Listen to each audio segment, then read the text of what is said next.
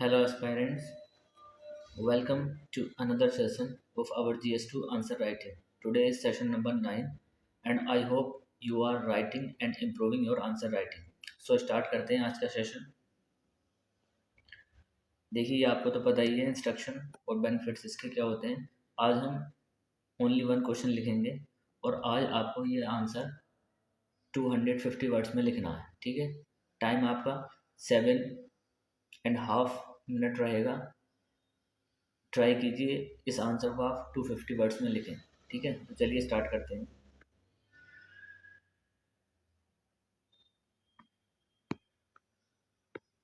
Start.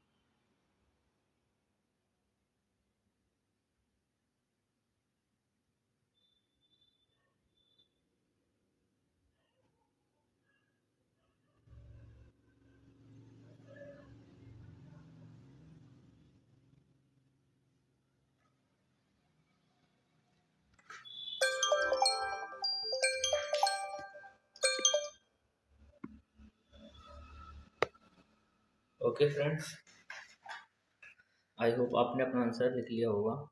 चलिए अब इस आंसर को देखते हैं। देखिए, आज का हमारा क्वेश्चन क्या था? थर्ड जेंडर से रिलेटेड था। ठीक है, तो सबसे पहले हमें क्वेश्चन को अच्छी तरीके से रीड करना 102 बार, क्योंकि सबसे पहले हमें क्वेश्चन की डिमांड को समझना होता है।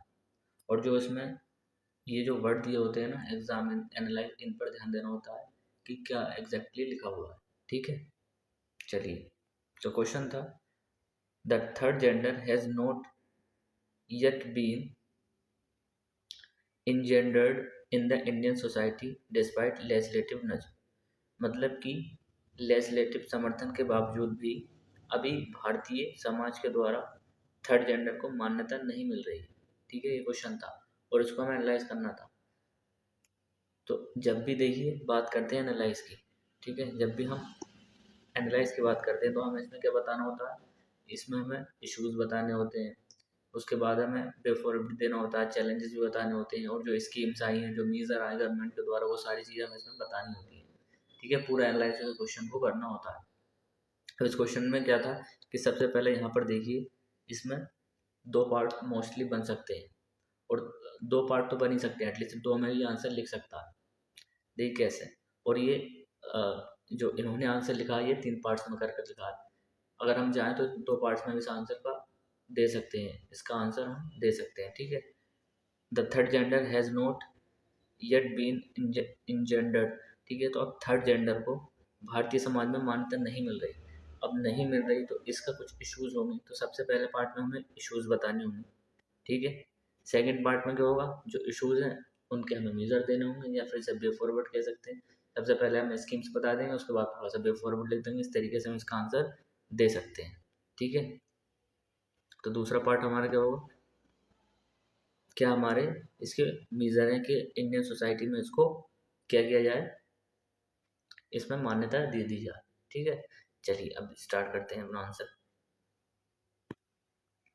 सो इन्होंने लिखा, NALSA versus union of India, इस केस में सुप्रीम कोर्ट ने रिकग्नाइज किया था ट्रांसजेंडर को एज अ थर्ड जेंडर। इसके अलावा इसको एम्पावर्ड और रेफर्म्ड किसके द्वारा किया गया था? ट्रांसजेंडर राइट एक्ट 2019 के द्वारा इसको क्या किया गया था, इसका समर्थन किया गया था। ठीक है, अब देखते हैं इसमें क्या क्या इश्यूज हैं कि आखिर क्यों जो ट्रांसजेंडर हैं, जो थर्ड जेंडर है, उनको क्या नहीं मिल रहा, रिकॉग्निशन नहीं मिल रहा। इसके क्या इश्यूज हैं? देखिए, सबसे पहले क्या है कि उनके पास एजुकेशन और लिटरेसी रेट कम है। ठीक है, सेकंड इशू क्या है कि उनके पास एम्प्लॉयमेंट अपॉर्चुनिटी नहीं है। ये मतलब अभी इन्होंने इश्यूज यहाँ पर लिख दिए ट्रांसजेंडर के, लेकिन अब आप देखिए इसकी वजह से क्या हो रहा है, एजुकेशन और लिटरेसी कम होने की वजह से क्या है, इनको फुल तरीके से अभी सोसाइटी रिकॉग्नाइज नहीं कर रही है, क्योंकि इनके पास एजुकेशन की कमी है, इनके पास एम्प्लॉयमेंट अपॉर्चुनिटीज़ की कमी। ये सारे इशूज ट्रांसजेंडर के साथ में है। और इन्होंने यहाँ पर डेटा भी दिया है, 94% आर इन्वॉल्व इन बेगिंग। इसके अलावा 92% are unaccepted by families. Families के द्वारा उनको एक्सेप्ट नहीं किया जाता। और ये किसने कहा था? ये NFHS ने कहा था। ठीक है, नेशनल फैमिली हेल्थ सर्वे। इसके अलावा ये वायलेंस का शिकार होते हैं, सेक्सुअल असोल्ट का शिकार होते हैं। एक सोशल टैबू बना हुआ है एंड स्टिग्मा है associated with the transgender. Transgender को लेकर एक टैबू बना हुआ है कि यार मतलब सोसाइटी जनरली उन्हें एक्सेप्ट नहीं करती। ये टैबू बना हुआ है अभी सोसाइटी में। जेंडर अवेयरनेस की कमी है, ग्रोथ ऑफ होमोफीलिया होता है due to lack of sensitization. इसके अलावा जो सेफ वर्क स्पेस है उसकी भी कमी है। Out of 18 transgenders appointed in Kochi metro, less than 60% had to drop out due to infrastructure gap। So infrastructure gaps की भी कमी है, जिसके कारण ये ट्रांसजेंडर को खुद ही ये ड्रॉप आउट हो गए थे। ठीक है, तो कहीं ना कहीं हम देख रहे हैं उनका जो वर्क स्पेस है ना, वहाँ पर भी उनको सेक्सुअल असोल्ट या फिर और जो भी प्रॉब्लम्स है उनका सामना करना पड़ रहा है। आगे बढ़ते हैं, फिर उन्होंने रेमेडियल मेजर दिए इनके एम्पावरमेंट के लिए। क्या दिया इन्होंने बोला कि जो ट्रांसजेंडर राइट एक्ट है, इसका एग्जीक्यूशन और अच्छी तरीके से होना चाहिए, ताकि इंक्लूसिव इनकी एजुकेशन हो सके और सेल्फ डिटर्मिनेशन इस जेंडर का हो सके और एक्सेप्टेबिलिटी बढ़ सके फैमिलीज के द्वारा। इसके अलावा एक तक्ष स्कीम आई थी जिसमें ट्रेनिंग और वोकेशनल एजुकेशन की बात की गई थी ट्रांसजेंडर को लेकर। इसके अलावा एक पोर्टल आया था ट्रांसजेंडर के लिए, ताकि वो अपना रजिस्ट्रेशन करा सकें, सर्टिफिकेशन करा सकें, जो भी बेनिफिट्स जो स्कीम के जो गवर्नमेंट स्कीम्स लॉन्च करती है उसके बेनिफिट्स को लेने के लिए। तो उनसे क्या होगा कि उनका एम्पावरमेंट बढ़ जाएगा। एक स्माइल स्कीम आई थी जिसमें एम्प्लॉयमेंट बेनिफिट्स की बात की गई थी। इसके अलावा जो सिविल सोसाइटी है उसका भी कोई इसमें रोल देखने को मिलता है कि सिविल सोसाइटी भी हेल्प कर सकती है अगर चाहें तो ट्रांसजेंडर के एम्पावरमेंट के लिए। जैसे जो नाउज फाउंडेशन है, इसका वर्क था कि ये सेंसिटाइजेशन में वर्क करेगी पब्लिक के। ठीक है। इसके अलावा जो प्राइवेट सेक्टर है इसका भी रोल हो सकता है एम्पावरमेंट में, जैसे कि ये शेरियूस केफ, इसकी प्रोनाउंसिएशन में सही नहीं कर पा रहा हूँ, आप देख लीजिएगा, SHERUES in Noida and transgender restaurants in Mumbai for empowerment के लिए। तो ये प्राइवेट सेक्टर है जो कि एम्पावरमेंट के लिए वर्क कर रहे हैं।